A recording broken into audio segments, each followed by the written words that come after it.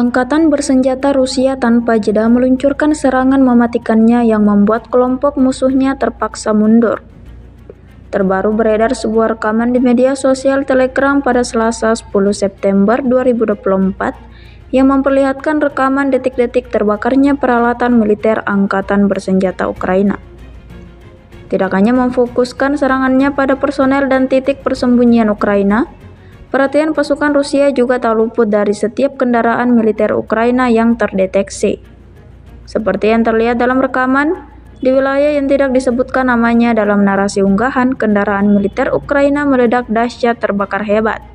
Serangan dari udara yang diluncurkan pasukan putih tak membakar habis semua yang ada di titik target.